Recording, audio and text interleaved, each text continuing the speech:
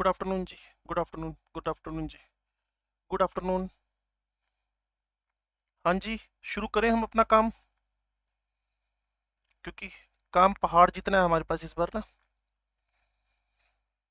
तो कल का डिस्कशन तो शायद समझ में आ गया हो कि बोरोन के हेलाइड्स में मुझे कौन कौन से क्वेश्चन मिलने हैं। पहला क्वेश्चन मिलना है कि अगर सेंट्रल डिफरेंट हो तो किसको अच्छा लुईस एसिड बोलना है, जिसका ईएनसी ज्यादा हो। सेंट्रल सेम हो तो किसको अच्छा लुईस एसिड बोलना है, जिसमें बैकबॉन्डिंग लीस्ट हो। तीसरी बात, बैकबॉन्डिंग होने पे BF3 का जो बॉन्ड ऑर्डर है वो क्या हो गया है 1.33, और क्यों हो गया है इसके मैंने स्ट्रक्चर्स आपको बताए थे, फिर भी आप इसकी तरफ झांक सकते हो।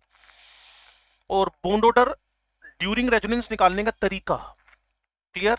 1 2 1 1 2 1 1 2, तो जो आपके पास रेजोनेंस स्ट्रक्चर बन रहा है उसमें टाइप ऑफ बॉन्ड्स 1 1 2 1 1 2 1 1 2 है, सम करके डिवाइड बाय रेजोनेंस स्ट्रक्चर्स कर दो।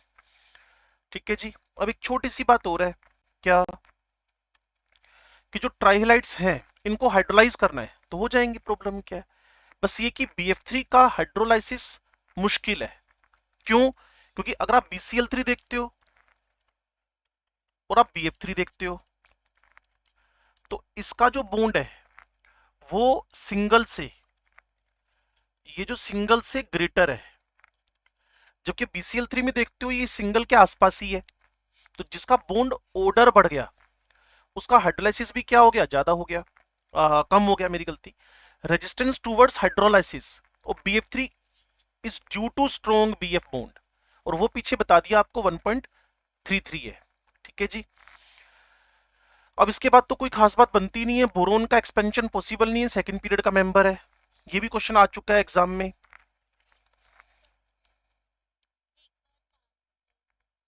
बस वही पुरानी वाली बात ही बोल रहा था, मुझे लगा एक दो बच्चे आएंगे तब तक मैं पुराना ही बात बोल देते हैं। 1.33 बॉन्ड ऑर्डर है बच्चे, वो कल वाली बात ही बोल रहे हैं। और फिर मैंने बताया कि जो अभी करंट सीरीज में क्वेश्चन आ रखा है, बोरोन अपना ऑक्टेट एक्सपेंड नहीं कर पा रहा, वो तो ठीक है क्योंकि उसके आउटर मोस्ट में एम्प्टी ऑर्बिटल ही नहीं है हमारे पास। क्लियर। लेकिन जब BF4 बन गया तो इसका एम्प्टी ऑर्बिटल यूज हो गया, इसका एम्प्टी ऑर्बिटल यूज हो गया, तब इसका बॉन्ड ऑर्डर एग्जैक्टली 1 ही आ जाना है। लेकिन इसके नीचे वाले सारे के सारे अपना ऑक्टेट एक्सपेंड कर पा रहे हैं। क्यों? Because those have empty D orbital, जैसा कि ऑलवेज का रूल रहा है। समझ गए इस बात को सारे बच्चे? चलो जी, अब हम चलते हैं डायगोनल रिलेशनशिप पे। बोरोन का वैसे पुराना सीखें तो लिथियम का मैग्नीशियम से पीरियोडिक टेबल, बेरिलियम का एल्यूमिनियम से, एंड बोरोन का सिलिकॉन से डायगोनल रिलेशन है। डायगोनल मतलब क्या, वो अपने ग्रुप से सिमिलरिटी कम शो कर रहे हैं, less similarity with the same group, but जो नेक्स्ट ग्रुप का सेकंड मेंबर है, बेरिलियम के बाद मैग्नीशियम और उधर बोरोन के बाद एल्यूमिनियम और उधर कार्बन के बाद सिलिकॉन, उनसे लिथियम, बेरिलियम से एल्यूमिनियम, बोरोन से सिलिकॉन। तो फिलहाल मेरा टारगेट किस पे चल रहा है, बेरिलियम एल्यूमिनियम। देखो ना, बोरोन सिलिकॉन, क्योंकि मैं ग्रुप नंबर 13 में हूं, न कि मैं S ब्लॉक में हूं। क्लियर। तो बोरोन सिलिकॉन दोनों मेटलोइड, हाँ बिल्कुल है, मेटल नॉन मेटल दोनों कैटेगरी। उसके अलावा these element do not occur in the free state, boron भी कंपाउंड फॉर्म में, सिलिकॉन के भी मैक्सिमम कंपाउंड ही है सिलिकेट, जो 14 ग्रुप का एंड है। दोनों सेमीकंडक्टर, तो पुरानी बात रिपीट हो गई। दोनों अमोर्फस सिलिका, वैसे सिलिका के बारे में तो जानते ही हो आप, क्लियर ना, जो आपके पास SiO2 के फॉर्म में बनता है फर्दर। लेकिन कुल मिलाकर PMT में मुझे इससे कोई अच्छा क्वेश्चन दिख नहीं रहा। अगर आप PMT टारगेट करो ना तो आपके पास बोरोन और सिलिकॉन के डायगोनल पे कोई अच्छा क्वेश्चन मुझे दिख नहीं रहा। लो जी, ये क्वेश्चन है इक्का दुक्का, अभी थोड़ा सा इसके पढ़ने का टाइम हमारे पास नहीं है, तो हम काम शुरू करते हैं जी बोरोन का हाइड्राइड बनाने। अब कंपाउंड्स पे आ गए, ग्रुप नंबर 13 के कंपाउंड्स पे आ गए। तो उसमें पहला कंपाउंड आपके पास है डाइबोरेन B2S6। तो सुनिए बात को ध्यान से, देखो बच्चे ध्यान से सुनो, ये BF3 है, यहां भी मैंने लिख लिया, यहां भी BF3, इसको यहां लिख लिया। तो आपको बनाना क्या है, B2S6। तो कोई भी हाइड्राइड हाइड्राइड डोनर का रिएक्शन करवा दो।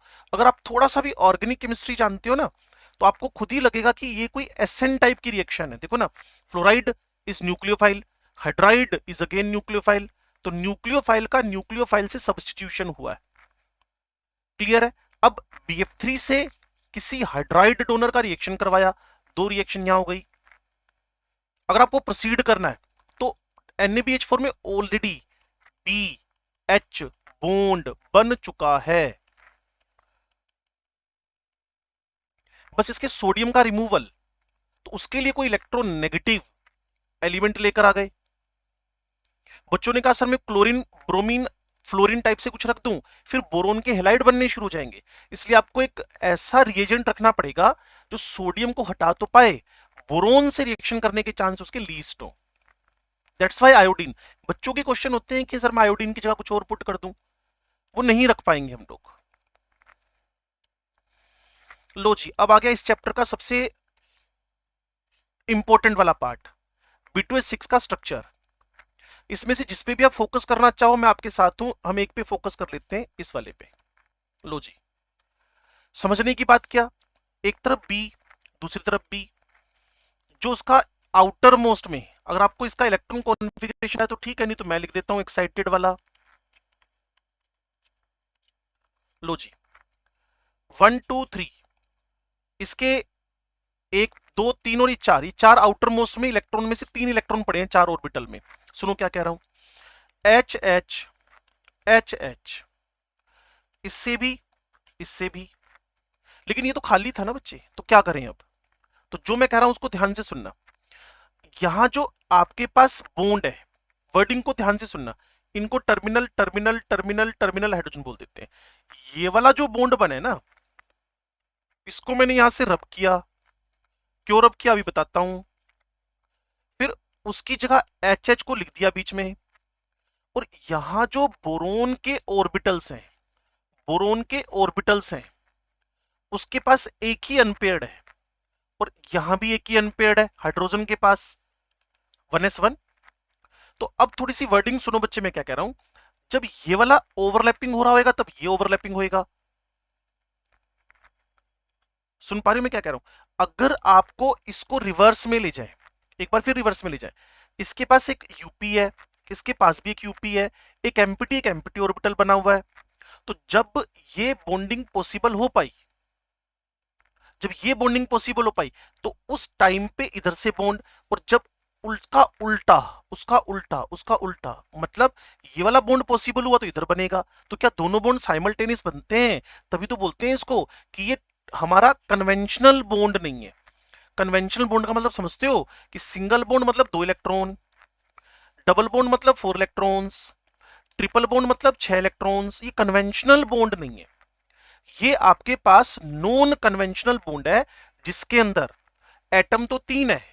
अब आपको सारा के सारा फोकस करना है, सिर्फ इस पे करना है, सिर्फ एटम तो 3 है, boron hydrogen boron, but electrons का इन्वॉल्वमेंट, एक हाइड्रोजन का एक बोरोन का, मैंने क्या कहा, अगर ये बोरोन यूज होएगा तो इसका साइड वाला बोरोन नीचे बिजी है, तो 3 तो सेंटर है, 3 तो एटम है, 3 एटम्स आर हियर, कौन, BHB BHB BHB, फोकस करो, और इलेक्ट्रॉन सिर्फ 2 हैं।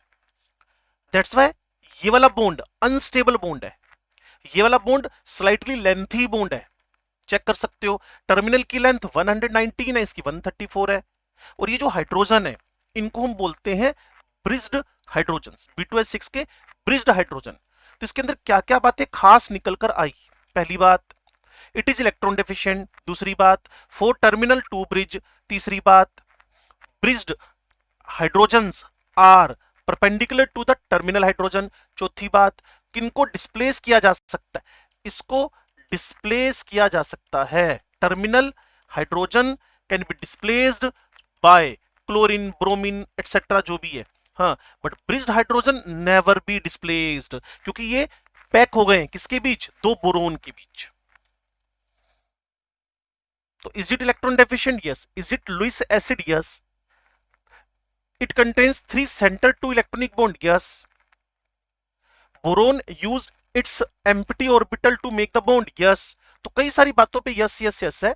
अब इसके नीचे झांकना, जो एक वन मोर थिंग, जो शेप यहां बन के आपके सामने आ रहा है, इस shape, that is also known as a banana bond. तो इसमें कई सारी बातें वेरी वेरी इंपॉर्टेंट की कैटेगरी में जा रही हैं। अगर आपने मेरे को वर्ड टू वर्ड सुना तो ये मैंने बच्चों को बनाकर दे रखा है, जो ट्रेडिशनल बॉन्ड नहीं है, कौन सा वाला है? बीच वाला, ब्रिज वाला। किसको रिमूव किया जा सकता है? टर्मिनल को। किसको नहीं कर सकते? ब्रिज को। ये 3C2 इलेक्ट्रॉनिक है। sp3 हाइब्रिड बोरोन है, very important line. sp3 hybrid जिसमें 3 तो यूपी और एक एम्प्टी है, 3 अनपेड वाले हैं और एक एम्प्टी है। बनाना बॉन्ड है, हाँ जी बनाना बॉन्ड होएगा। इलेक्ट्रॉन डेफिशिएंट है, हाँ जी। इलेक्ट्रॉन की रिक्वायरमेंट 16 की है 12 इलेक्ट्रॉन ही। इलेक्ट्रॉन डेफिशिएंट है, हाँ जी। क्या टर्मिनल वाला ब्रिज के साथ परपेंडिकुलर है? बिल्कुल है, 97 डिग्री के एंगल पे है। क्या ब्रिज वाले बॉन्ड स्लाइटली लेंथी है? हाँ। किसके कंपैरिजन में? As compare to terminal. तो मैंने इसको शायद 5-6 बार बोल दिया, ये very important part of this chapter है।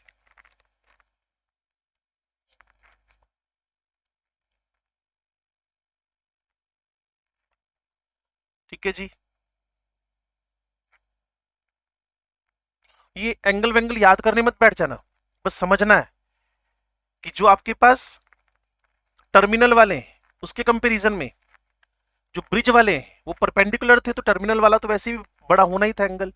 और लेंथ जो बी की है, लेंथ जो बी की है, यहां यहां एच है,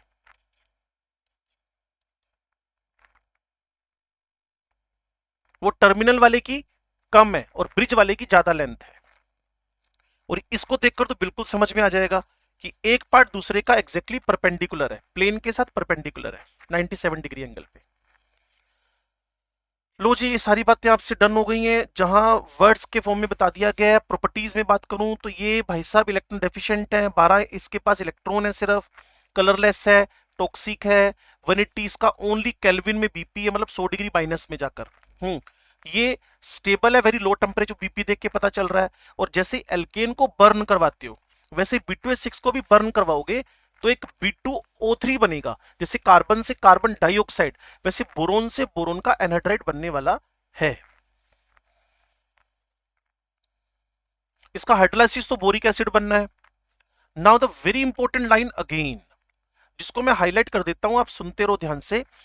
मेरे पास अमोनिया, अमोनिया जब डाइबोरिन से रिएक्ट करेगा तो मैं अपनी तरफ से पहले बता दूं आपको, ये B2H6 को लिखने का दूसरा स्टाइल 2BH3। इसके पास एम्प्टी ऑर्बिटल है, हाँ है। मैं इसका लो टेम्परेचर पे अमोनिया से रिएक्शन करवा रहा हूं, मैं इसका लो टेम्परेचर पे अमोनिया से रिएक्शन करवा रहा हूं। तो जो BH3 है उसके साथ अमोनिया ने बॉन्ड बनाया, तो इसको लिखने का जो तरीका है बच्चे, वो पता है क्या हो गया? 2BH3 2 ammonia, simple acid base reaction. One is a Lewis acid, second is a Lewis base. मेरे ख्याल में आपके दिमाग में बात चली गई होगी। अगर मैं इस BH3 को यानी 2BH3 B2H6 को हाई टेम्परेचर 200 डिग्री के आसपास अमोनिया से रिएक्शन करवा दूं, क्लियर। एक बात और बताने वाला था, बीच में वो रह गई, मिस कर गया मैं। इसको लिखने का एक स्टाइल और है, BH3 आपके पास, अगर आपने टर्म सुनी हो auto protolysis, water plus water, auto protolysis, एक प्रोटॉन लूज करेगा दूसरा प्रोटॉन एक्सेप्ट करेगा, जो लूज किया वो माइनस, जो एक्सेप्ट किया वो प्लस। अब वापिस आ रहा हूं, अब मैं इस तरफ आ रहा हूं, ध्यान से सुनना। बोरोन ने अपना एक H लूज किया तो उस पर प्लस का चार्ज आ गया, दो वैलेंसी फ्री, तो उस पर एक एम्प्टी वाला दूसरा हाइड्रोजन गया।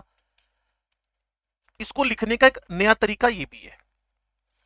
तो कोई बोलेगा B2H6 डॉट टू अमोनिया, मैंने कहा परफेक्ट। 2BH3 2 अमोनिया, मैंने कहा perfect. BH2 2 ammonia BH4 plus, perfect. ये माइनस है, ये मेरी मिस्टेक फिर हो गई। Loser of H minus plus, gainer of H minus minus. तो BH2H हाइड्राइड है बच्चे। आपने अल्कोहल फिनोल ईथर चैप्टर में हाइड्रोबोरेशन ऑक्सीडेशन पढ़ा होगा। आपके टीचर ने अल्कोहल पढ़ाते हुए आपको HBO पढ़ाया होगा जब आप 11वीं 12वीं पढ़ते थे, 12वीं क्लास में। HBO hydroboration oxidation, hydrogen was negative in the B2H6। अच्छा जी, अब चलते हैं, टेम्परेचर 200 डिग्री कर दिया है तो B2H6 बोरोन जो डाइबोरेन है अमोनिया से रिएक्शन करके एक बहुत बढ़िया सा कंपाउंड बनाएगा, B3N3H6। B3N3H6 जिसको बोलते हो इनऑर्गेनिक बेंजीन। उससे क्या फर्क पड़ता है बच्चे कौन सा मैथमेटिक्स सीख रहे हैं? अब मैंने 200 डिग्री लिखा वही तो वही है ना। हाँ वही ना ना, 200 डिग्री लिखा वही 473 लिखा तो भी ठीक है।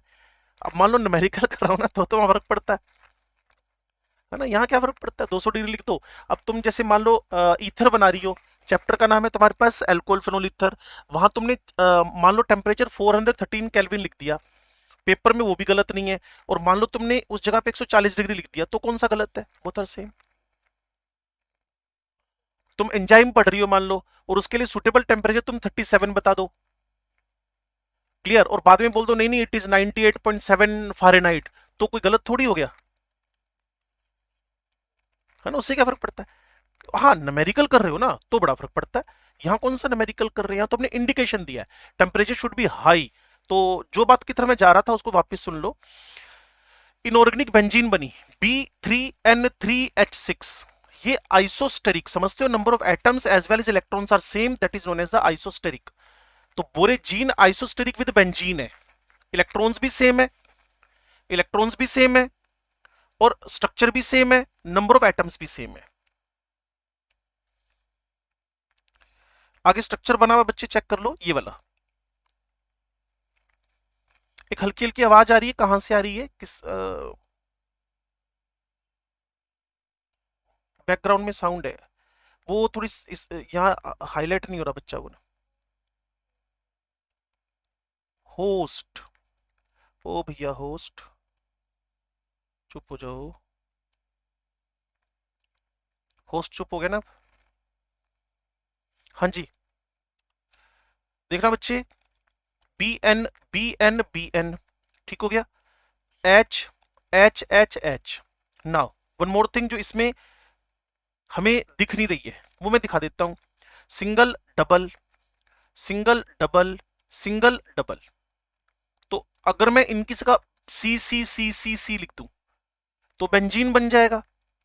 बस इसमें थोड़े से ना पोलर बॉन्ड है, अगर आपको दिख रहे हो तो, क्लियर, इसमें थोड़ी सी पोलर बॉन्ड है, प्लस माइनस है, और इस पोलर बॉन्ड की वजह से इसकी रिएक्टिविटी ज्यादा हो रखी है एज कंपेयर टू बेंजीन। ये देखो जी, इनऑर्गेनिक बेंजीन, बोरेजीन तो बोलते बोलते हैं इसको, इनऑर्गेनिक बेंजीन पीछे बना था वो नाम मेरे को याद नहीं आ रहा, क्या था वो, बीएन, इनऑर्गेनिक ग्रेफाइट का एक नाम था। ओए मैंने फटाफट खींच देना चैप्टर फिर अगर तुम रिप्लाई नहीं करोगे तो। इनऑर्गेनिक ग्रेफाइट को एक नाम दिया था हमने, तीसरी बार पूछा मैंने अब। चलो फिर मैं चैप्टर फटाफट भगा रहा हूं, अब चेक देखना तुम ना। Formation of complex hydride, B2H6 का NH से रिएक्शन हुआ, सोडियम बोरोहाइड्राइड बना, B2H6 का LiH से रिएक्शन हुआ, लिथियम बोरोहाइड्राइड बना। और ये ऑर्गेनिक केमिस्ट्री में अच्छे अच्छे रिड्यूसिंग एजेंट्स हैं। उसके बाद जो सबसे इंपॉर्टेंट बात, अगर मैं इस अमोनिया की जगह, इस ट्राइमिथाइल अमाइन की जगह अमोनिया पुट कर दूं, तो जो हरकत पीछे हुई थी वही हरकत वापस यहां भी होने लगेगी, बिलो 200 डिग्री सेंटीग्रेड टेम्परेचर। चाहे उससे 2BH3 2 अमोनिया लिख दो, चाहे BH2 अमोनिया ट्वाइस BH4 लिख दो, वही सेम हरकत किसके साथ हो रही है, tri methyl amine, tri methyl amine, tri methyl amine. ये tri methyl amine like ammonia, जैसे ये रिएक्शन है वैसे ये रिएक्शन हो रही है। बाकी मैं बार बार कह रहा हूं B2H6 is the Lewis acid, so carbon monoxide जैसा कोऑर्डिनेशन केमिस्ट्री का जबरदस्त पावरफुल लीगेंड इजीली इसके कोऑर्डिनेट बॉन्ड बना लेगा। नेक्स्ट इस चैप्टर का सेकंड लास्ट कंपाउंड है जिसको बोलते हो बोरेक्स, जिसको बोलते हो बोरेक्स, और बोरेक्स का फॉर्मूला Na2B4O7.10H2O। पेपर में क्या क्या क्वेश्चन आ सकते हैं, पहला क्वेश्चन स्ट्रक्चर बेस पे, पहला क्वेश्चन स्ट्रक्चर बेस पे, और स्ट्रक्चर बेस पे क्या बनाया, BO उसके बाद हर बोरोन के बीच, हर बोरोन पे OH OH OH OH, पहला टास्क 8 मेंबर्ड BOP बनाना, फिर हर बोरोन पे OH OH लगाना। उसके बाद दो बोरोन एक दूसरे के साथ ऑक्सीजन से जुड़े हुए हैं, देन आफ्टर चेक करना जिस बोरोन की वैलेंसी 4 हो गई वो sp3 हाइब्रिड हो गया, और जिस बोरोन की वैलेंसी 3 है वो sp2 हाइब्रिड है। दैट्स व्हाई ये स्ट्रक्चर कभी प्लेन में नहीं हो सकता, this structure is always non planar. This structure is always non planar, और इसीलिए समझना है कि दो बोरोन है और दो बोरोन है और दो टोटल चार है, दो टाइप के बोरोन है sp3 sp2। अब जो सबसे धांसू बात है जिसपे पेपर में क्वेश्चन आना है कि देखने में तो इसमें 10 वोटर लग रहे हैं, लेकिन एक्चुअल क्रिस्टलाइन वोटर है कितने, how many crystalline voter in the borax, how many crystalline voter in the borax, तो उसको गिन के बताता हूं, चेक करना। तो यहां मैंने क्या लिखा, इसका एक जनरल फॉर्मूला, यहां मैंने लिख दिया B4, फिर मैंने OH OH OH OH लिख दिए 4, फिर मैंने ऑक्सीजन गिने 1 2 3 4 5, फिर मैंने O5 लिख दिया।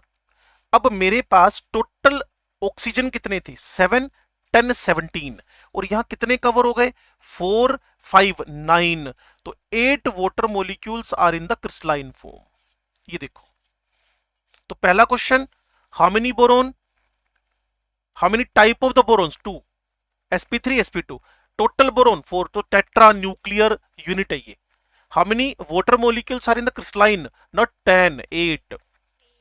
क्लियर है। वन मोर थिंग, आप तो इक्विलिब्रियम पढ़ के आए हो मेरे साथ में, आयोनिक, तो Na2B4O7 is the salt of strong base weak acid, weak acid, और जहां कभी स्ट्रोंग बेस हो उसके प्रोडक्ट में OH बचना है, तो टेंशन लिए बगैर बोल दो it is participate in the anionic hydrolysis.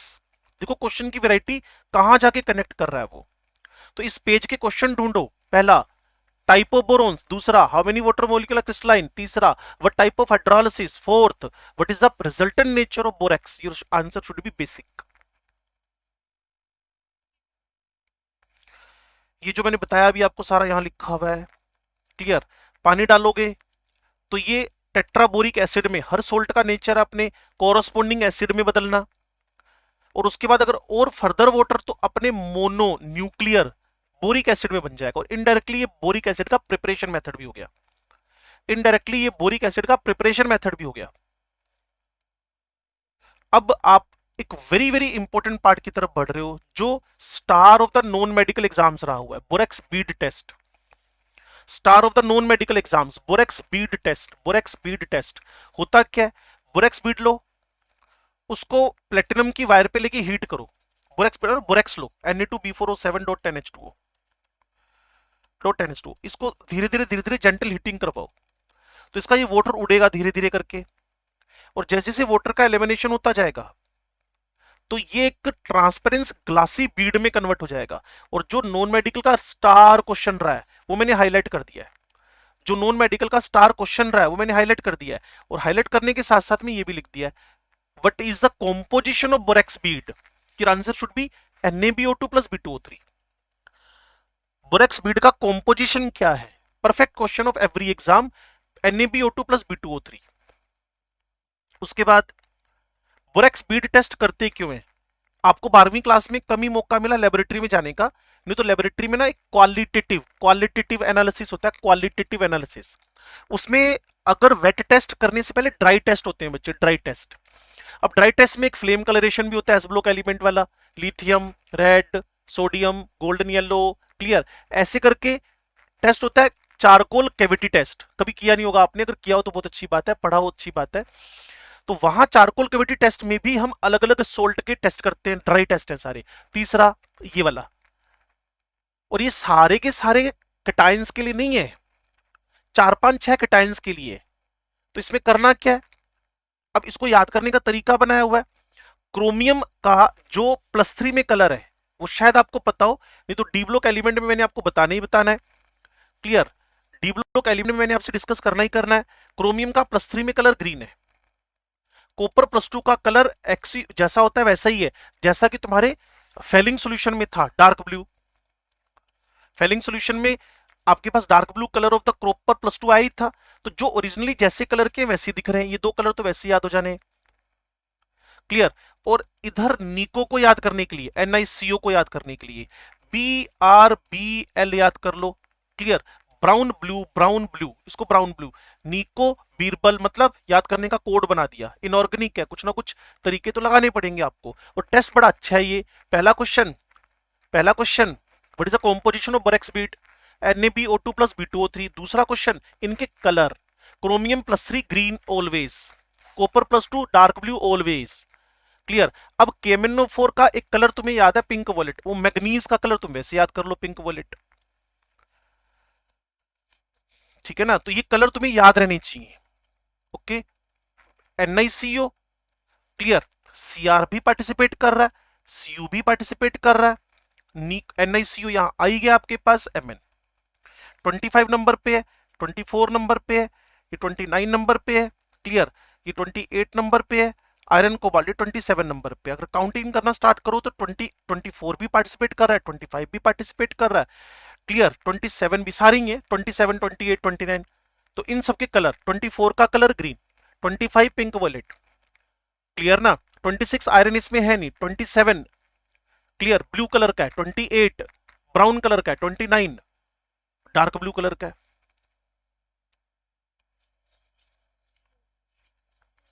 तो इसको बोलते हो आप लोग बोरेक्स बीड टेस्ट। उसके बाद की बात है कि बोरेक्स बीड का जो फॉर्मूला, मतलब जो कलर आया वो किसकी वजह से आया। तो मैंने कहा जी सबके पहले तो चार्ज लिखो, क्लियर, कोबाल्ट +2, निकल +2, क्रोमियम +3, ग्रीन कलर में +3 में होता है ये, +2, क्लियर, और कॉपर +2, सारे +2 है एक्सेप्ट क्रोमियम। वैसे भी शायद पता हो रेडॉक्स चैप्टर में क्रोमियम +3 बड़ा स्टेबल होता है according to the E naught value. इनके साथ BO2-1 का सोल्ट बनाते चले जाओ, कलर आ जाएंगे, COBO2। तीसरा question, what is the formula of the coloured salt. तो आपको बताना है एक्सेप्ट क्रोमियम बाकी सारे +2 में है और BO2 पे चार्ज -1 है, तो ये फॉर्मूले बन जाएंगे इसके। तो 3-4 क्वेश्चन मैंने आपको हाईलाइट कर दिए, बहुत इंपॉर्टेंट टेस्ट है ये, बहुत इंपॉर्टेंट टेस्ट है। बोलो बच्चे।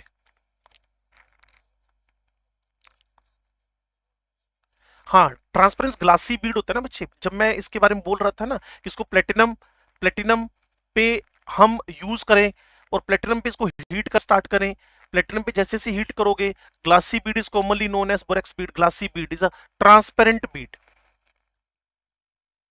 जैसे जैसे सोल्ट मिक्स करोगे, 24 वाला, 25 वाला, 27 वाला, 28 वाला, 29 वाला, वैसे वैसे इनके अंदर कलर अपीयर होंगे, खुद वो ट्रांसपेरेंट है। कि बोरिक एसिड का प्रिपरेशन मैंने उसी से कर दिया, बोरेक्स से, Na2B4O7 से। और इसमें सबसे इंपॉर्टेंट बात एक ही है कि इसमें 3 प्रोटॉन होकर भी ये भाई साहब प्रोटोनिक एसिड नहीं है, due to extreme hydrogen bonding. ये वाला इस खतरनाक टाइप की हाइड्रोजन बॉन्डिंग होने की वजह से भाई साहब एक भी प्रोटॉन ढंग से अपना दे ही नहीं पाए, डेंजरस टाइप की हाइड्रोजन बॉन्डिंग होने की वजह से। sp2 hybrid planar, strongly hydrogen bonded, that's why इसने अपना एक भी प्रोटॉन नहीं दिया। हाँ, ये एक हाइड्रोक्साइड एक्सेप्ट जरूर कर लेगा, इसलिए इसको मोनो बेसिक एसिड बोलते हैं। और प्रोटोनिक एसिड नहीं बोलते बच्चे इसको, आप इसको लुईस एसिड बोलते हो। आप H3BO3 के H देख के इमोशनल मत हो जाना, H3BO3 के H देखकर इमोशनल मत हो जाना। H3BO3 is acid, yes. Is it protonic acid? No, it is Lewis acid due to the acceptancy of electrons or negative ion in the empty p orbital। Proton नहीं दे रहा तो रट्टा नहीं मारना भाई, वो हाइड्रोजन बॉन्डिंग में उलझ गया बेचारा।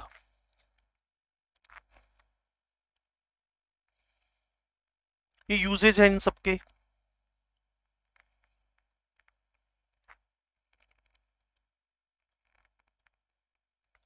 वैसे इस क्वेश्चन को पढ़ना एक बार आपको समझ में आता ही। 18 नंबर क्वेश्चन पढ़ना, फिर हमारा ग्रुप नंबर 14 शुरू हो रहा है।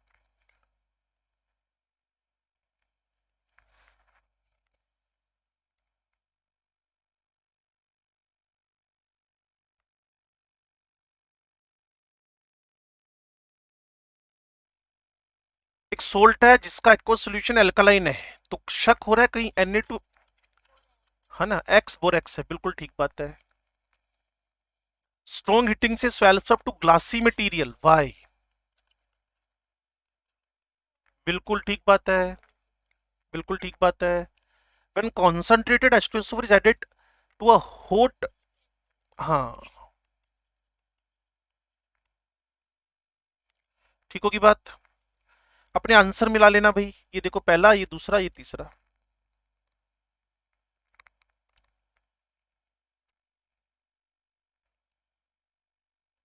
यूजेस पे मैं थोड़ा रुक नहीं पाऊंगा, मेरी मजबूरी है, क्योंकि वैसे भी इसको अप्रोक्सीमेट 20 दिन तो मिलते हैं चैप्टर को लॉन्ग ईयर में जब हम करने बैठते हैं ना। लो जी, carbon silicon germanium tin lead group number 14 start हो गया है। वो वही हरकतें सेम है, वही हरकतें सेम है क्या, कि जैसे वहां गैलियम पे डी की एंट्री हुई और लेड पे एफ की एंट्री हुई, तो वो बातें अब कॉमन हो जाएंगी यहाँ, वो बातें अब कॉमन हो जाएंगी। और सिलिकॉन के बारे में लाइन याद कर लेना, सेकंड मोस्ट अबंडेंट एलिमेंट है। जो 70th नंबर को कौन पूछता है, स्टार्ट की रैंक की देखते हैं 1 2 3 कौन है, 17वें नंबर पे आ रहा है, कोई नहीं पूछता इसको ना। सेकंड मोस्ट अबंडेंट आपके पास कौन है, सिलिकॉन है। Atomic radius top to bottom increase, ionization energy top to bottom decrease, हल्का सा चेंज आया, वो कहां आया, लेड पे। क्यों आया, ईएनसी बढ़ गया।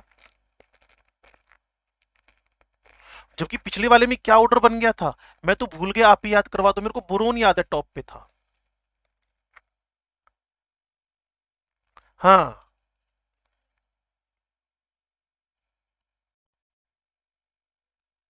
लास्ट है वो। ओके,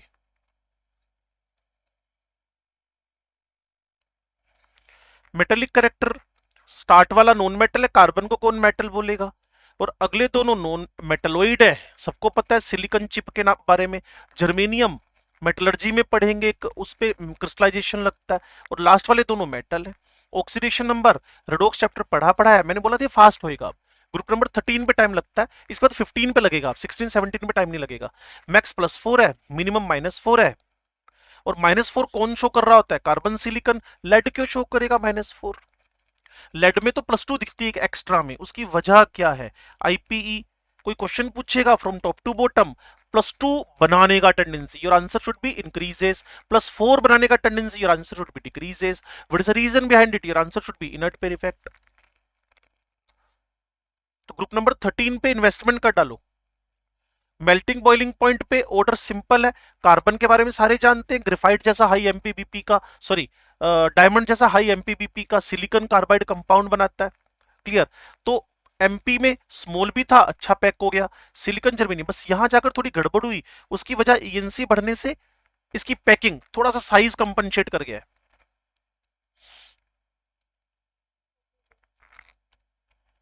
लो, ये इलेक्ट्रोनेगेटिविटी में सेम ही हुआ, टॉप से बॉटम घटते घटते घटते लेड की थोड़ी सी ज्यादा हो गई, कल जैसे कल बताया था थेलियम की ज्यादा हो गई थी हल्की सी। रेडियस में कोई पंगा नहीं है, इसके अंदर लगातार बढ़ती जा रही है। आयोनाइजेशन एंथैल्पी में कोई पंगा नहीं है, लगातार घटती जा रही है। एक जगह जाके थोड़ी सी मुसीबत खड़ी हुई तो तुमने तुरंत संभाल लिया मोर्चा, ईएनसी।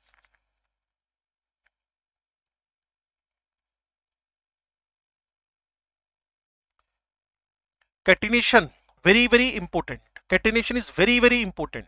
कैटिनेशन मतलब सेल्फ लिंकिंग, खुद से खुद का जुड़ना, सेल्फ लिंकिंग।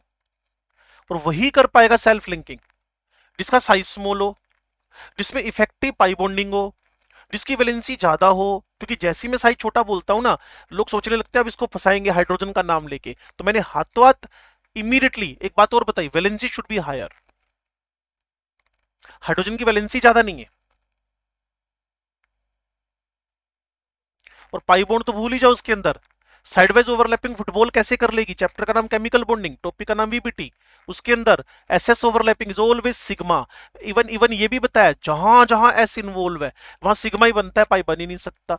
तो इसीलिए कैटिनेशन बढ़ाना है, साइज कम कर दो, इफेक्टिव पाई ओवरलैपिंग करवा दो, वैलेंसी बढ़ा दो, बॉन्ड डिसोसिएशन एनर्जी। और कार्बन कार्बन की पीडीई 348 से 354 किलो जूल तक, बुक टू बुक हल्का फुल्का वेरी मिलता है यहाँ पर। तो जिसकी बीडी बढ़ गई उसके अंदर एक यूनिक प्रॉपर्टी एंटर कर गई है, और इस वजह से पूरी ऑर्गेनिक केमिस्ट्री बन गई। Cyclic, non cyclic, branched, unbranched, list है, लंबी चौड़ी लिस्ट है। अब लेड में कहां बेचारे में कैटिनेशन आ जाएगा, मेटल है यार, मेटल थोड़ी कैटिनेशन शो करेंगे। ऑर्गेनिक केमिस्ट्री कार्बन की वजह से बनी, सिलिकॉन में भी थोड़ा बहुत है, लेकिन एक्सट्रीमली किसके अंदर हायर है, कार्बन कार्बन में। जबकि इसी बात का फायदा उठाना नाइट्रोजन नाइट्रोजन में, फोस्फोरस से, ऑक्सीजन ऑक्सीजन में, सल्फर से। क्लियर ना, आगे तो भूल ही जाओ। 15 16 बोलो, 17 में तो बेचारी की वैलेंसी नहीं बढ़ पाई।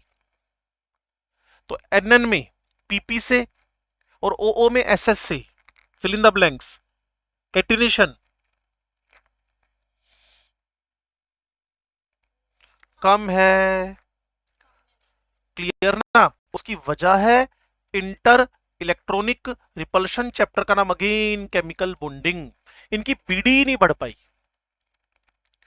एन एन सिंगल बॉन्ड पे रिपल्शन लगे, इंटर इलेक्ट्रॉनिक रिपल्शन, ओ ओ पे इंटर इलेक्ट्रॉनिक रिपल्शन। और मैंने आपको सबसे बड़ा सपोर्टिंग फैक्टर लिख दिया बीडीई।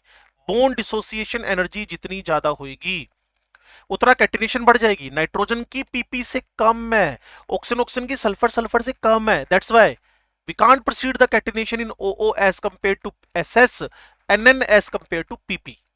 बहुत अच्छा लाइन थी ये, जो अगले चैप्टर में आ रही है, ग्रुप नंबर 15 और 16 में। ठीक है जी। अब है आपके पास पी पाई बता ही रहा हूं मैं आपको, पी पाई बॉन्डिंग की बात। तो और एक बहुत अच्छे एग्जाम के क्वेश्चन को यहां हाईलाइट किया हुआ है, इसमें पी पाई बॉन्डिंग। आपको मैंने क्या बताया, जब पी पी इन्वॉल्व होकर साइडवाइज ओवरलैपिंग करके बॉन्ड बना ले उसको बोलते हैं पाई बॉन्ड। और अगर पाई बॉन्ड बनाना है, अगर इसको बढ़ाना है, तो साइज शुड बी स्मॉलर। भाई एन ट्रिपल एन एग्जिस्ट करता है, फोस्फोर तो P4 होता है, कार्बन डाइसल्फाइड एग्जिस्ट करता है, SiO2 तो सॉलिड फॉर्म में जाइंट स्ट्रक्चर है, क्लियर। ऐसी ओ डबल ओ एग्जिस्ट करता है, सल्फर तो 8 है। वजह क्या है, सबके पीछे एक लाइन है सिर्फ, क्या? Due to small size effective pi overlapping, due to small size effective overlapping pi overlapping, due to small size effective overlapping. S large हो गया, पी लार्ज हो गया, सिलिकॉन लार्ज हो गया। तो वो कितनी सीक्वेंस है बढ़िया वाली। इतने बड़े बड़े साइज थे, इफेक्टिव साइडवाइज ओवरलैपिंग कर नहीं पाए। साइडवाइज पहली पहली वीक है, ऊपर से साइज बढ़ गया। साइडवाइज ओवरलैपिंग पहले वीक है, ऊपर से साइज बढ़ गया, तो ओवरलैपिंग क्या होगी, वीक होगी। दैट्स व्हाई सल्फर में साइडवाइज पाई बॉन्ड वीक है, फास्फोरस में वीक है, सिलिकॉन में वीक है। तो जो वीक है तो उन्होंने बनाया ही नहीं। उन्होंने क्या बनाया, सीधा सिग्मा S8P4 SiO2। सबके पीछे एक वजह, O2 exist but S8, N2 exist but P4, CO2 exist in gas form, SiO2 solid form। तो सबको एक ही बात बतानी है कि सेकंड पीरियड के मेंबर्स अपने पाई बॉन्ड को स्टेबल नहीं कर पा रहे due to poor overlapping, ineffective overlapping.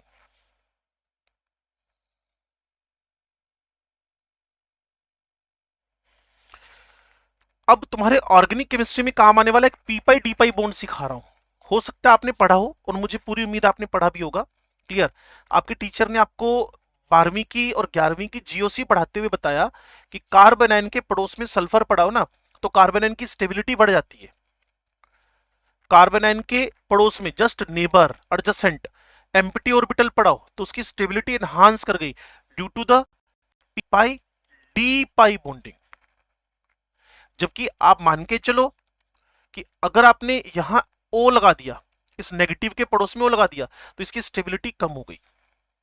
ऐसे ही आपके टीचर ने आपको बताया कि क्लोरोफॉर्म ने अपना H जल्दी दिया, जबकि CF3 अपना H जल्दी से नहीं देता। चैप्टर का नाम अगेन ऑर्गेनिक केमिस्ट्री का जीओसी या एल्काइलर, जो नाम देना दे लो, हमें फर्क नहीं पड़ता, कॉन्सेप्ट वहीं का है। तो इसके एम्प्टी को डोनेट, ये तो रिपल्शन करने लगे भाई। ये तो कहेगा अच्छा तूने दिया क्यों, negative negative repel to each other, negative negative repel to each other. ये 10 इलेक्ट्रॉन इस नेगेटिव को क्या करेंगे, रिपेल करेंगे। तो अब पीछे चलता हूं मैं, बड़ा अच्छा क्वेश्चन है एग्जाम्स में आया हुआ। Try methyl amine, try silyl amine, tri methyl amine, try silyl amine. कहते जी इनकी हाइब्रिड स्टेट, मैंने कहा चेक कर लेते हैं। नाइट्रोजन के पास लोन पेयर, कार्बन के पास एम्प्टी ऑर्बिटल नहीं है, तो 3 sigma 1 lone pair. What type of hybrid state, sp3? But nitrogen of trisilyl, trisilyl SiH3 को सिलाइल बोल रहे हो, methyl silyl, donates its lone pair to the silicon empty orbital, that's why 3 sigma only, no lone pair. What type of hybrid state, sp2? Which can show the higher basic strength, Lewis base,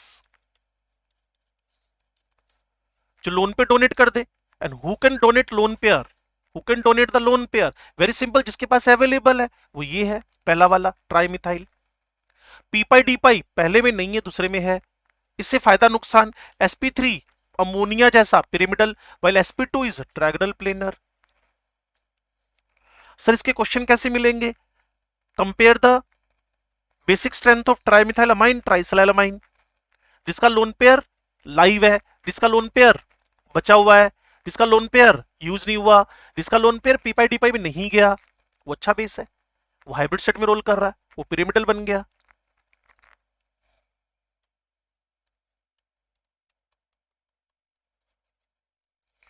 मुझे तुम लोगों पे शक हो रहा है कि तुम्हें नींद आ रही है। बोलो बेटा। वो ऐसा होता है ना, कंपेरिजन होता है तो वीक है। ऐसे तो एल्केन का भी बोल देते हैं, उसका के ए 10⁻⁻45 है एल्केन्स का। अब इतना घटिया सा के ए देखने के बाद तो वैसे ही शर्म आने लगती है, हम बोलते हैं एल्केन्स आर नॉट एसिडिक। तो कंपेयर करते हैं ना, तो मान लो कि 10⁻10 है, दूसरा 10⁻15 है, तो हल्का फुल्का है। और कौन सा परमानेंट बॉन्ड बना है? रेजोनेंस वाला बॉन्ड है ना, एक इसके साथ कभी इसके साथ कभी इसके साथ, किसी मोमेंट पे तो फ्री मिल ही जाएगा, मौका लगे। जैसे BF3 में एम्प्टी ऑर्बिटल मिल ही जाता है, तभी BF4- बनाते हो।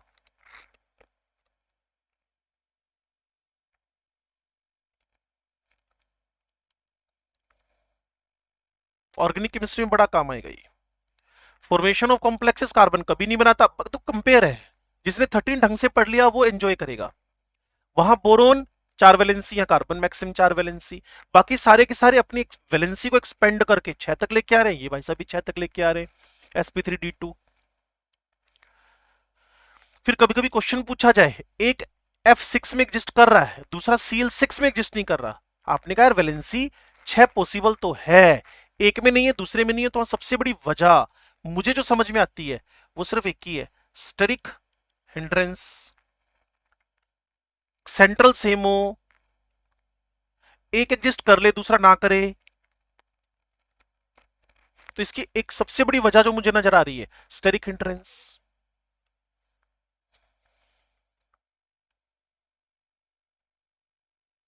लो जी, रिएक्टिविटी टूवर्ड्स ऑक्सीजन की बात चल पड़ी। अब तो मैंने कहा जी दो टाइप के ऑक्साइड्स बनाऊंगा मैं, मोनो डाई, मोनोऑक्साइड डाइऑक्साइड। जैसे carbon mono, pi bond possible है, carbon di pi bond possible है। सिलिकॉन मोनो पॉसिबल ही नहीं हो पाया क्योंकि पाई बॉन्ड नहीं बन पा रहा था। लेकिन हाई टेम्परेचर पे इसको एग्जिस्ट करवा लिया हमने, किस तरीके से? +2 - 2 आयोनिक बॉन्ड के फॉर्म में, हाई टेम्परेचर पे।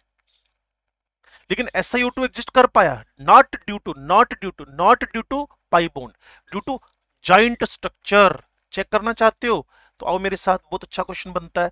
इस चैप्टर के एंड में मैंने SiO2 को कंपाउंड्स कैटेगरी देते हुए बना रखा है।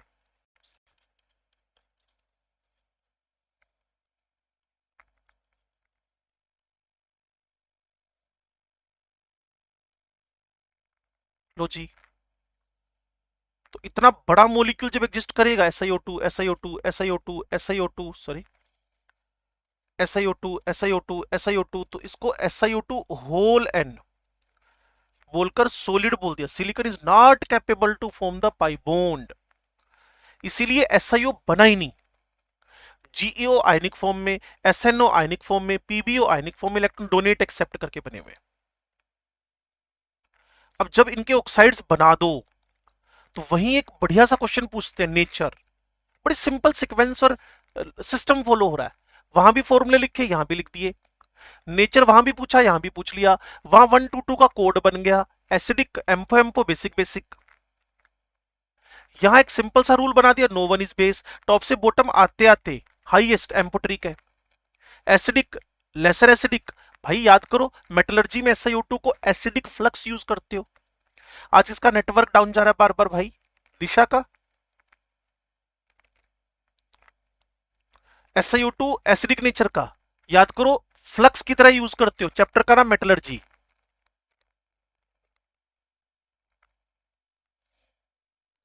चलो जी, उसके बाद है रिएक्टिविटी विद हाइड्रोजन। दो ही अच्छे क्वेश्चन बनेंगे, एक तो फॉर्मूला बता दो MH4, बाकी स्टेबिलिटी बता दो। तो स्टेबिलिटी बताओ तो मेरी एक लाइन याद करना, LKG के बच्चे की और 12वीं वाले की दोस्ती अच्छी नहीं होती। PB के साथ H4 भाई अनस्टेबल है, ट्वेल्थ क्लास का बच्चा एलकेजी के बच्चे से फ्रेंडशिप करके बैठा हुआ है, हाईली अनस्टेबल है, हाईली अनस्टेबल है। तो मिथेन इज स्टेबल। बस ये दो क्वेश्चन बहुत अच्छे बनेंगे इसके अंदर, और जब दो क्वेश्चन बन जाए तो भाई सबको पता है पीबीएच4 जब अनस्टेबल होएगा works as reducing agent, HF, HCl, HBr, HI. तो इन्वेस्टमेंट अच्छा कर दो, मीन 13 ढंग से सीख लो, 14 में थोड़ा इंटरेस्ट पहले से कम कर सकते हो लेकिन सीख लो, 15 16 17 एंजॉय करोगे। Which one is good acid, HI, which one is good base, sorry sorry reducing agent, HI. वही हरकतें यहां कर रहे हैं।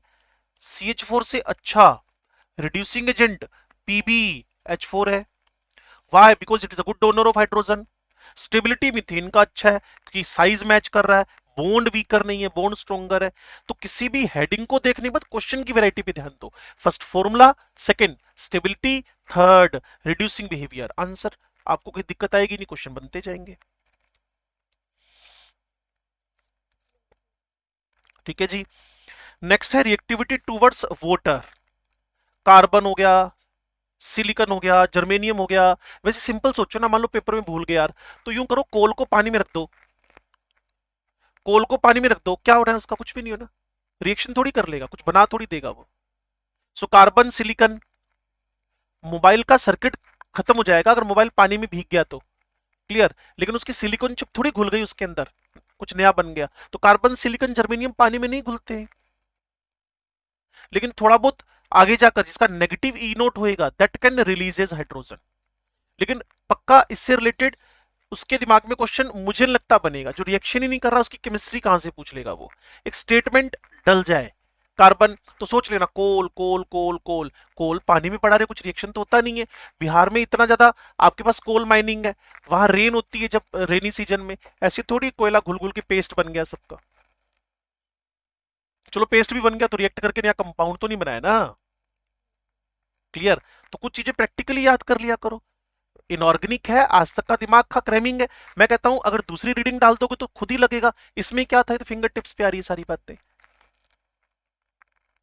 और अभी 13 14 में आपको जो एनसीईआरटी है उससे 20-25% ज्यादा बता रहा हूं, जिससे इन्वेस्टमेंट 11th क्लास में बहुत अच्छा हो जाए। 12th क्लास में थोड़ा दौड़ा देंगे क्योंकि सारी बातें तो कॉपी पेस्ट है। लो जी, रिएक्टिविटी विद हेलोजन तो मैंने क्या कहा आपसे, पहले फॉर्मूला देख लिया करो। क्या बनेगा? X4। पीबी थोड़ा सा नौटंकी करने लगता है क्योंकि इसमें क्या होता है, inert pair effect.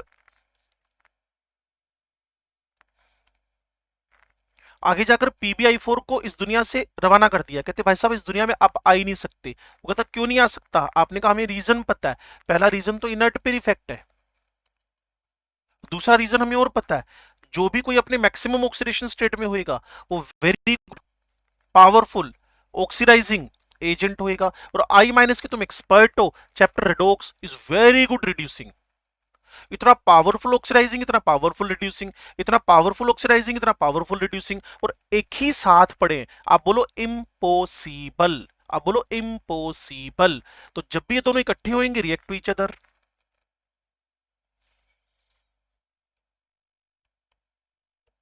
PbI4 doesn't exist, unknown। Reason बताओ। Pb+4 is very powerful oxidizing, I minus is very powerful reducing।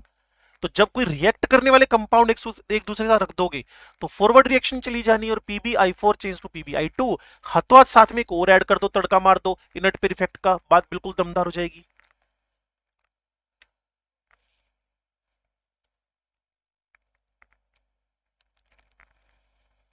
अब है इनका हाइड्रोलिसिस।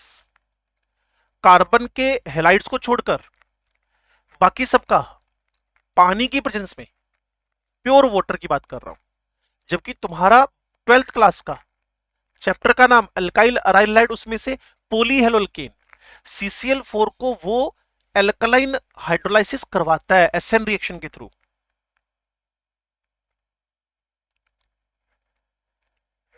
प्योर वाटर दे दो तो भाई साहब मना कर देंगे, कहते जी हाइड्रोलाइसिस की कोई पॉसिबिलिटी नहीं है। क्वेश्चन बनता है CCl4 doesn't hydrolyse while the SiCl4 can be hydrolysed.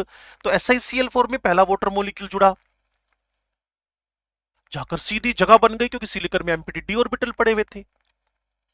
खाली जगह होगी तभी तो बस में बैठ पाओगे ना, कार्बन पे तो जगह ही नहीं है। वोटर गया अंदर, वो कहता जगह ही नहीं है भाई साहब, मैं बैठूं कहाँ पे? उसने कहा ठीक है फिर बाहर निकलो। क्लियर। यहां तुम्हारे पास क्या हुआ? Empty orbital. एक वोटर बना। अब थोड़ा सा याद करो कि इसमें से HCl की पॉसिबिलिटी है निकलने की। कल बताया था ना एसिड बेस रिएक्शन, भूल गए?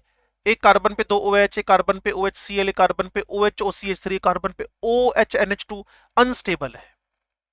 तो अब धीरे धीरे वोटर वोटर जुड़ते चले गए, सारे के सारे ClOH से डिस्प्लेस हो गए, और जो हरकत मैं बता रहा हूं वो तो होनी होनी थी, वोटर तो निकलना ही था, निकल गया। ठीक है जी, ये सिलिसिक एसिड बन गया आपके पास, सिलिसिक एसिड। अगला भी निकाल सकते हो, फिर तुम्हारा सिलिका दिखने लगेगा तुम्हें, SiO2 होल एन। बच्चे कहते हैं इसमें से अच्छा क्वेश्चन बता दो, एक ही लाइन है, ease of hydrolysis, ease of the hydrolysis. तो पक्का टॉप टू बॉटम इंक्रीज कर रही है, ENC ज्यादा है तो, लेकिन CCl4 के साथ प्रॉब्लम आ गई मेरे पास।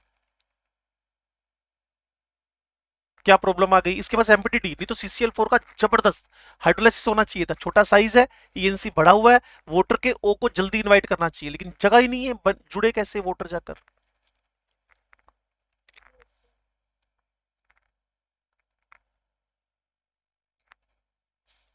डाइहैलाइड्स की बात है, वो इनर्ट पेयर इफेक्ट से कंट्रोल हो जाएगी। इस लाइन को पढ़ना भाई, तुम तो समझदार हो सारे बच्चे, इसको कई बार बोल दिया मैंने।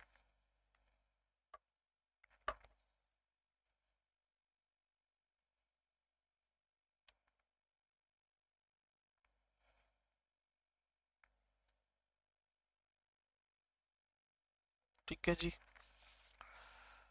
एलोट्रोप्स, ये डायमंड ग्रेफाइट फुलरीन तो पढ़ लोगे बच्चे, है ना? इस पे टाइम ना खराब करें, इससे अच्छा मैं कार्बाइड्स के बारे में बता दूं आपको ना। और एक सिंपल सी बात है, thermodynamically out of this all four, अगर तुम इसकी समरी में जाकर जीना चाहते हो तो वो पता है क्या है? जो आपके पास डायमंड है, नॉन कंडक्टर है। क्लियर। और जो आपके पास ग्रेफाइट है, ये कंडक्टर है। ग्रेफाइट sp2 है, डायमंड sp3 है। ग्रेफाइट में आपको बेंजीन स्ट्रक्चर मिलेंगे ऐसे। सो ग्रेफाइट के बारे में ये भी बोला जाता है कि ये एरोमेटिक है। ग्रेफाइट के बारे में ये भी बोला जाता है कि ये एरोमेटिक है। और अगर तुम बात करो थर्मोडायनेमिक्स के पॉइंट ऑफ व्यू से, तो graphite is the standard state of carbon. That's why हम इसको कभी भी अगर थर्मोडायनेमिकली जवाब दें तो ये थर्मोडायनेमिकली मोर स्टेबल है। What mean of thermodynamically more stable? जब इसको बर्न करवाओगे ना बच्चे, तो इससे लेस हीट इवोल्व होगी, लेस हीट। और लेस हीट का इवोल्व होना प्रूव है कि उसका एनर्जी कंटेंट कम था। किसी की जेब में 395 है, किसी की जेब में 393 है। अब जितने हैं उतने ही मिलेंगे आपको। तो कार्बन ग्रेफाइट के पास 393 सारे निकल गए। तो आपने क्या बोल दिया? इसका एनर्जी कंटेंट कम था, तो it is thermodynamically it is highly stable. Thermodynamically word बार बार बोल रहा हूं, उस पर फोकस कर लेना तुम लोग। फुलरीन का जनरल फॉर्मूला C2N है। इसके अलावा इसमें क्या हो सकता है? C60 के अंदर 26 मेंबर्ड, 12 5 मेंबर्ड रिंग है। कभी कभी क्वेश्चन इस पे बन जाए तो 2012।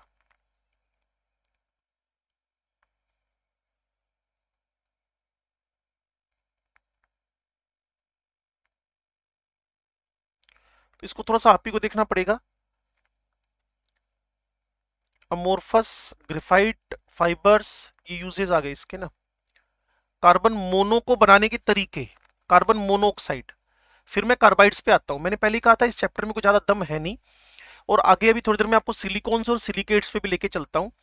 तो मान लो कभी कार्बन मोनोऑक्साइड बनाना है आपने, तो मोल कॉन्सेप्ट बहुत अच्छा क्वेश्चन इससे दे देगा आपको।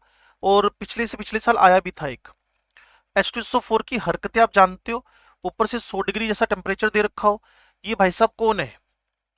D hydrating agent. इन्होंने पानी निकालना है यहां से। क्या बच गया आपके पास? Carbon monoxide. अगर इसकी जगह मैं ऑक्सैलिक एसिड लिख दूं, तो क्या कोई बच्चा इसी कॉन्सेंट्रेट H2SO4 से इससे बनने वाले प्रोडक्ट के बारे में सोच सकता है?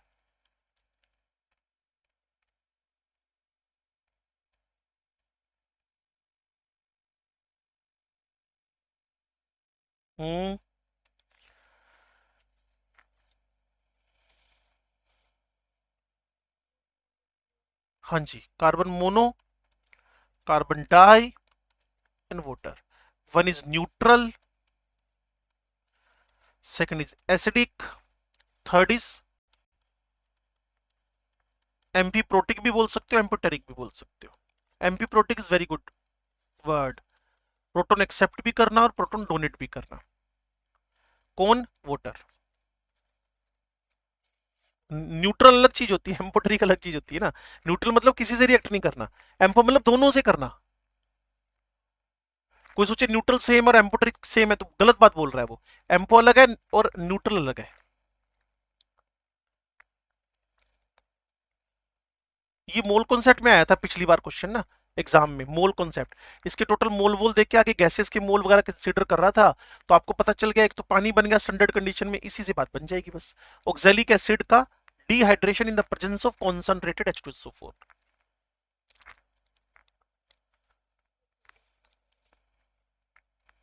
फिर यहां इसने कार्बन मोनोऑक्साइड के साथ नाइट्रोजन को प्रोड्यूसर गैस बोला हुआ है. और पीछे हमने हाइड्रोजन चैप्टर में कार्बन मोनोऑक्साइड और हाइड्रोजन को सिन गैस बोला था, वाटर गैस. याद आ रहा है? बस ये छोटी मोटी बातें इसमें से उठाकर साइड में रख लिया करो, बड़ी काम आती हैं बातें ये. It is neutral, colourless, odourless, but poisonous. क्योंकि कार्बन मोनोऑक्साइड रोज न्यूज़पेपर में पढ़ते हो यार सर्दियों के दिनों में, तो एक कमरे में, क्लियर है, ये कोल बर्न होता रहा. हाँ हाँ, ढेरों ऐसे केस सुनते हैं ना, कमरा वमरा बंद करके ऐसे, उसमें भी होता है, क्या नाम है उसका, गैस गीजर. क्लियर, बाथरूम पूरी तरह से बंद होता है, उसके अंदर बर्न होती रहती है और गैस ना, तो कार्बन मोनोऑक्साइड और ब्रीदिंग के थ्रू अंदर जाएगी, हीमोग्लोबिन के साथ परमानेंटली जुड़ जाएगी. हीमोग्लोबिन ही बेकार हो गया, ऑक्सीजन कैरिंग कैपेसिटी खत्म होगी और साथ साथ में बंदा भी खत्म हो गया. क्लियर, तो ये पॉइजनस गैस है. हीमोग्लोबिन के साथ ऑक्सीजन के कंपैरिजन में 300 टाइम्स मोर स्टेबिलिटी के साथ जुड़ती है. कार्बन मोनोऑक्साइड एक अच्छा लीजेंड भी है. चैप्टर का नाम कौन था? Coordination chemistry. अच्छा क्या यार, सबसे टॉप पे तो यही था स्पेक्ट्रोकेमिकल सीरीज में. क्लियर, ये बहुत अच्छा रिड्यूसिंग एजेंट भी है. और अगर आपको मेटलर्जी याद आए, नहीं तो मैंने परसों पढ़ानी है आपको मेटलर्जी, उसमें बताऊंगा एक मोन्ड प्रोसेस. इम्प्योर नहीं, क्यों? अच्छा अच्छा, ओके, मतलब फायदा उठा लिया ना. तो फिर बाकी चैप्टर क्या ज्यादा दिन लगा के पढ़ा दिए? इलेक्ट्रोकेमिस्ट्री सारी करा दी कि कराई नहीं?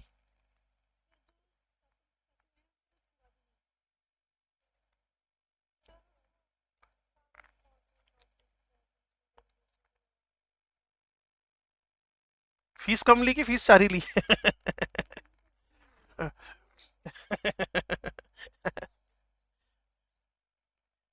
अच्छा, नहीं पर तुम स्कूल में थोड़ी पढ़े होगे, स्कूल तो बेचारे करें क्या, वो तो उन्होंने बंदी, सबसे बड़ा डंडा तो स्कूल पे ही पड़ा था ना. स्कूल और कोचिंग्स पे सबसे बड़ा डंडा पड़ा हुआ था, बाकी तो रैलियां तो चली रही है नेताओं की. हाँ जी बेटा, आगे. ओके ओके, मुझे लगा क्वेश्चन है. हमारे तो कान वैसे ही खड़े रहते हैं, क्वेश्चन आने पे तो हम वैसे ही जाग जाते हैं. हाँ जी, तो ये इम्प्योर निकल है बच्चे. ये एक्चुअली मेटलर्जी का फिर कैसे वेटेज देंगे ना, क्योंकि मेरे पास कल 15th ग्रुप और 16th को समेटने की सोच रहा था मैं. 17th में सूडो हेलोजन्स और इंटर हेलोजन, उनके बारे में सोच रहा था मैं. फिर हम, क्योंकि नीट में तो सारा सिलेबस ही आएगा ना, उन्होंने साफ कह ही दिया. और हमने अपनी 12वीं को ना एक एक वर्ड टू वर्ड सारा कुछ पढ़ा है. मतलब 12th क्लास हमें पता था ऐसे कुछ होने वाला है, बहुत बढ़िया प्लानिंग की थी सर ने ना. उन्होंने सारा कुछ पढ़वाया बच्चों को, 12वीं वालों को. मेटलर्जी वगैरह, पॉलीमर भी पढ़ाया हमने, बायोमोलिक्यूल भी पढ़ाया और इवन केमिस्ट्री इन एक्शन भी पढ़ाया हमने. बच्चे देखो, ये निकल आपके पास, ये इम्प्योर फॉर्म में होएगा. मेटलर्जी का पार्ट मैं बोलता हूँ कैसे है, ये मैं 2 मिनट ज्यादा लगा देता हूँ इस पे. होता क्या है, जब मेटलर्जी का एंड हो रहा होता है ना, तो वहां आपसे एक्स्ट्रा टेक्निक्स पूछता है. मतलब जैसे कुछ एक स्टेप बताऊं, माइनिंग हुई, सुनी लो, 5 मिनट सुन लो, तो हो सकता है इससे तो थोड़ा फायदा हो जाए. बच्चे होता क्या पता है, माइनिंग होती है, माइनिंग, उससे मिनरल बाहर आता है. 9वीं 10वीं में भी था. मिनरल जो बाहर आया ना, उससे इकोनॉमिकली, सुनना बच्चे ध्यान से, उससे इकोनॉमिकली, इकोनॉमिकली, 4 बज गए पूरे, उससे इकोनॉमिकली जो मेटल एक्सट्रैक्ट हो जाए, तो उस मिनरल को हमने और कहना शुरू कर दिया, उस मिनरल को हमने और कहना शुरू कर दिया, ORE, और कहना शुरू कर दिया।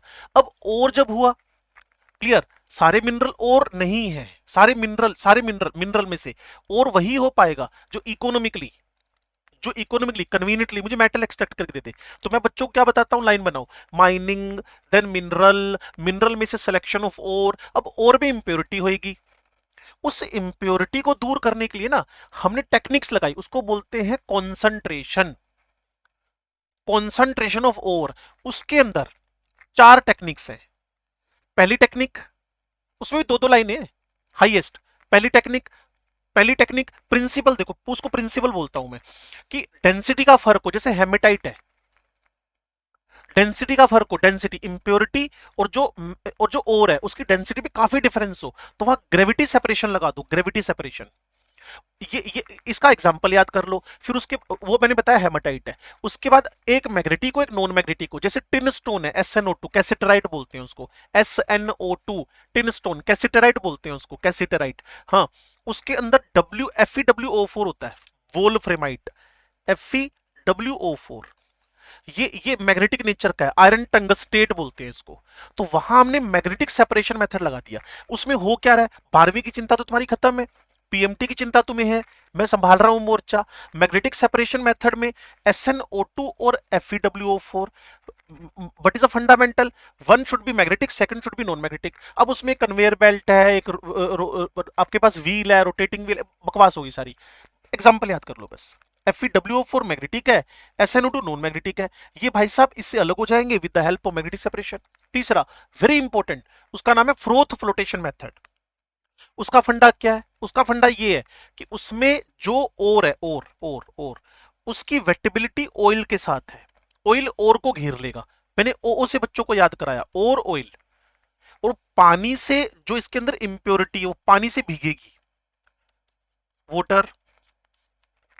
अब इसके अंदर ना हम 2 चीजें डालते हैं, एक आपने सरफेस नहीं पढ़ा, हाँ, एक कलेक्टर्स, फ्रोदिंग एजेंट्स। क्लियर, सुनना मेरी बात को।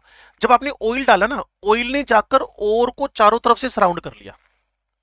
अब आपने एक ऐसा रिएजेंट डाला जो पानी को, जैसे OH है पानी के साथ, क्लियर, और ये बेंजीन रिंग है जो जो ऑयल के साथ एसोसिएट हो जाए। वापिस सुन लो, आपने कुछ ऐसे कलेक्टर्स मतलब कलेक्ट करने वाले। किसको कलेक्ट करने वाले, हमारा टारगेट तो ओर को ही कलेक्ट करना है। ऑयल के चारों तरफ ऑयल चिपका हुआ पड़ा है, ओर के टूवर्ड्स ऑयल चिपका हुआ पड़ा है, इससे तुमने बेंजीन रिंग चिपका दी, OH पानी से चिपक गया, तो ये फ्रोथ बन के सरफेस पे आ गया, ये झाग बन के सरफेस पे, हल्का था उसको बाहर कर लिया। तो मैं क्या कहना चाहता हूं, froth flotation method is based on the wettability of ore towards oil and impurity towards water. इतनी बात समझ में आती हो ना।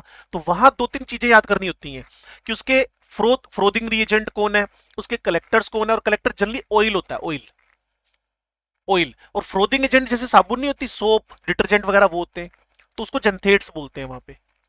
और एक सबसे इंपॉर्टेंट बात, it is specially used for the sulphide ores. तो मैं एक बार सीक्वेंस बनाऊं, माइनिंग, मिनरल, और कंसंट्रेशन करने के बाद तुम्हारे पास अभी तो कुछ नहीं हुआ, सिर्फ इंप्योरिटी दूर हुई है। देन तुमने सारे के सारे ओर को ना उनके ऑक्साइड में कन्वर्ट करना होता है। तो उसके लिए 2 तरीके लगते हैं, एक है रोस्टिंग, एक है कैल्सिनेशन। वापिस माइनिंग, एक पूरा प्रोजेक्ट बना रहा हूं दिमाग में, माइनिंग, मिनरल, और then concentration, then convert the all oxide to the oxide, all ores to the oxide. जितने भी हैं दुनिया में, जितने भी कार्बोनेट, हाइड्रेट, ऑक्साइड, सल्फेट, जो भी हैं, सल्फाइड, सबको लेके किस में आ जाओ, ऑक्साइड में। उसके लिए कैल्सिनेशन और रोस्टिंग चलती है। जब सारे ऑक्साइड में बदल गए तो अब क्या करवाना है आपने, रिडक्शन करवा के मेटल में कन्वर्ट करना है, रिडक्शन करवा के मेटल में कन्वर्ट। नहीं नहीं, कहां आता है ऑक्सीडेशन रिडक्शन, कहां पे, नहीं नहीं, अगर ऑक्साइड, बात सुनो ना, वो कार्बोनेट फॉर्म में था, जैसे मेलाकाइट है, कॉपर का ऑक्साइड, कॉपर का कार्बोनेट और कॉपर का हाइड्रोक्साइड है। सुनो, तुम्हारा कंफ्यूजन दूर हो जाएगा। ये ना मेलाकाइट है, CuOH होल ट्वाइस CuCO3, इसको मेलाकाइट बोलते हैं। कॉपर का ये ओर है, तो ऑलरेडी कॉपर हाइड्रोक्साइड और कॉपर कार्बोनेट की फॉर्म, इसको हीट करो तो कॉपर के ऑक्साइड में बदल गया ये। वो किस फॉर्म में होते हैं? हमने कोई रिडक्शन नहीं किया, हमारे पास वो ऑलरेडी हाइड्रेटेड, जैसे एल्यूमिना है बच्चे तुम्हारे पास, गर्म करके पानी उड़ाना है, इसलिए कैल्सिनेशन ओनली। इसको गर्म करके CO2 और पानी उड़ाना है, कैल्सिनेशन ओनली। और कोई सल्फाइड का और होएगा जैसे CuFeS2, इसको ऑक्सीजन के साथ गर्म करते हैं, दैट इज रोस्टिंग। तो आपका मेन फोकस है सबको ऑक्साइड में कन्वर्ट कर देना, सबको ऑक्साइड में कन्वर्ट कर देना, आपका मेन मकसद ये है। क्लियर ना? रोस्टिंग करवाई तो ऑक्सीजन की प्रेजेंस में, और कैल्सिनेशन करवाया तो ऑक्सीजन के बिना, ऑक्सीजन के बिना, विदाउट ऑक्सीजन। दोनों में फर्नास सेम यूज होती है, रिवर्बटरी फर्नास यूज करते हैं वहां पे। बस रिवर्बटरी फर्नास में उसकी वेंट्स होती है, बंद कर दें तो ऑक्सीजन आनी बंद हो जाएगी, तो कैल्सिनेशन, खोल दें तो ऑक्सीजन आनी शुरू हो जाएगी, दैट इज रोस्टिंग। जब सबके ऑक्साइड बन जाए ना, फिर एक आता है इलिंगम डायग्राम। उसके थ्रू पता है क्या करते हैं हम लोग? उसके थ्रू हम selection of the very good reducing agent, मतलब इलिंगम डायग्राम का मेन फोकस ही होता है, जैसे मैंने आपको बोला था ना 1-2 दिन पहले कि मैं आपको इलिंगम डायग्राम करवा दूंगा, उसका मेन मोटो यही था, सिलेक्शन ऑफ। मैं बच्चों को बोलता हूं what is the use of Ellingham diagram, तो आंसर बनता है selection of very good reducing agent, उसको बेस देने का, उसको फंडामेंटल बनाने का कि अच्छा रिड्यूसिंग एजेंट का सिलेक्शन करो। उसके लिए हम किसको पढ़ते हैं? उसके लिए हम पढ़ते हैं इलिंगम डायग्राम को। अब मेटल बन गया, और लास्ट टास्क पता है क्या होता है उसके अंदर? उसकी उसकी उसकी रिफाइनिंग करना। जैसे 1-2 दिन पहले आपसे बात हो रही थी, मुझे याद आ रहा है, चैप्टर इलेक्ट्रोकेमिस्ट्री, वहां था कॉपर इलेक्ट्रोड की प्रेजेंस में कॉपर सल्फेट का इलेक्ट्रोलाइसिस, याद आ रहा है ना? तो वहां मैंने एनोड मड की बात की थी, वो है इलेक्ट्रो रिफाइनिंग। तो ये पूरी स्कीम बनती है ये वाली, और उनमें जब सारे कुछ फेल हो गया, सब कुछ फेल हो गया, सब कुछ फेल हो गया, तब आप ऐसे स्पेशल से मेथड उठा के लाते हो। जब सब फेल हो गया, जब कुछ लग नहीं रहा, तो फिर आप निकल की इंप्योरिटी को दूर करने के लिए उसको कार्बन मोनोऑक्साइड हीट करते हो। ये तुम्हारा कोऑर्डिनेशन केमिस्ट्री का टेट्रा कार्बोनिल निकल बनता है, हीट करते निकल और 4 CO बाहर हो जाते हैं। ये स्पेशल मेथड्स है जिसको हम बोलते हैं एनसीईआरटी का। जब सेकंड लास्ट पेज चेक करोगे ना, वहां हेडिंग लिखी मिलेगी vapour phase refining, vapour phase refining, vapour phase refining. तो ये वेपर फेज रिफाइनिंग का पहला पार्ट है। वहीं एक और मेथड होता है आपके पास जिसमें जर्कोनियम, हाफेनियम, इनको आयोडीन के साथ हीट करते हैं। याद, इसका नाम याद आ रहा है? हाँ, वोन ओरकल मेथड। ये भी वेपर फेज रिफाइनिंग का ही पार्ट है, ये भी वेपर फेज रिफाइनिंग का ही पार्ट है। जब सब कुछ फेल तो वेपर फेज रिफाइनिंग करके हम मेटल्स को प्योर पार्ट में, प्योर फॉर्म में कन्वर्ट करते हैं। ये मेटलर्जी का एक हल्का सा आइडिया आपके दिमाग में डाला था, लेकिन मैं इसके बारे में फिर बोलूंगा। अब मेरे दिमाग में जो आ रहा है मैं वैसे ही करूंगा। मैं ना इसका एक बहुत बढ़िया सा एक पहले से बना के रख लूंगा, मेरा 1 घंटा लगाकर, 1 आवर के आसपास, उसी से समझाऊंगा आपको, बढ़िया समझ में आएगी मेटलर्जी। क्लियर है? चलो, तो ये यहां अटकी थी हमारी गाड़ी, तो उसको निकाल दिया हमने बाहर। अब मोन्ड प्रोसेस बोलते हैं।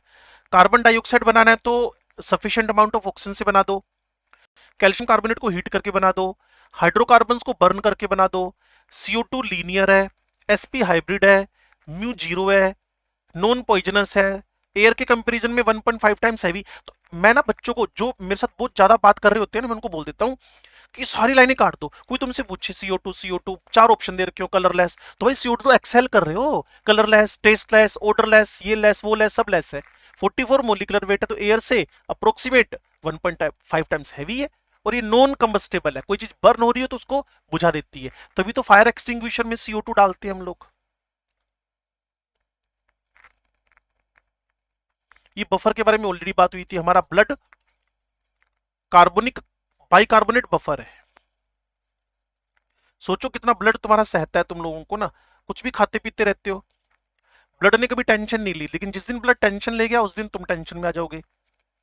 रीजन क्यों? क्योंकि इसकी पीएच में कोई सिग्निफिकेंट चेंज नहीं होता, हल्का सा बेसिक नेचर का आपका ब्लड।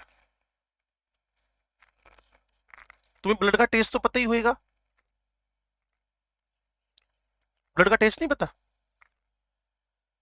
तुमने अपने टीचर्स का इतना खून पिया तो ब्लड का टेस्ट कैसे नहीं पता? मम्मी पापा का इतना खून पिया तुमने,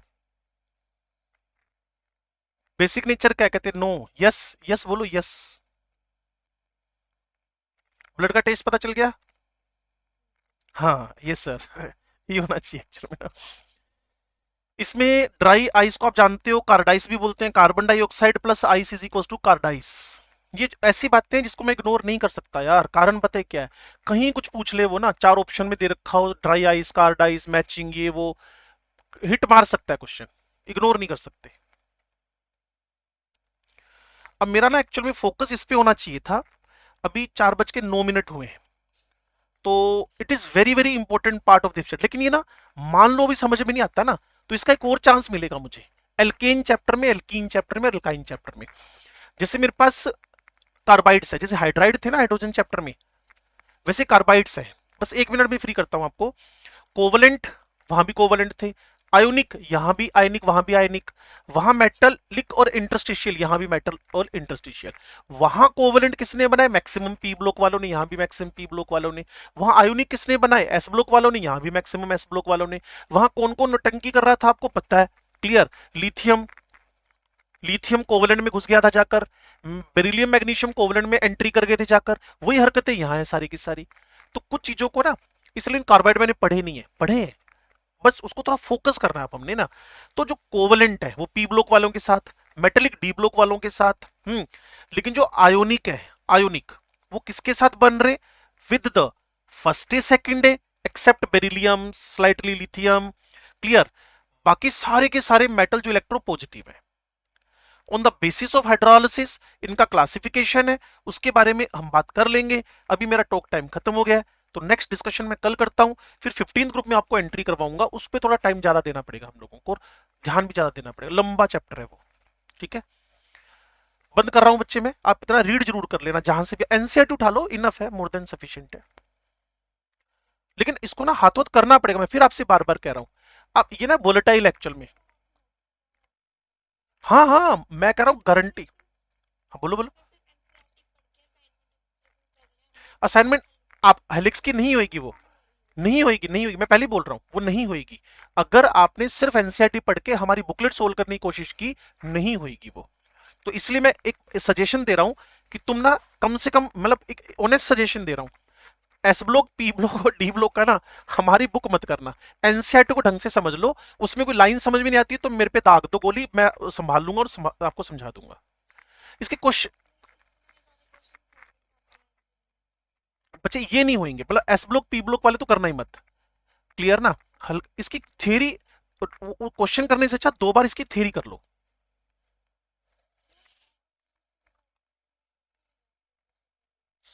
हाँ ठीक दिया उसमें भी।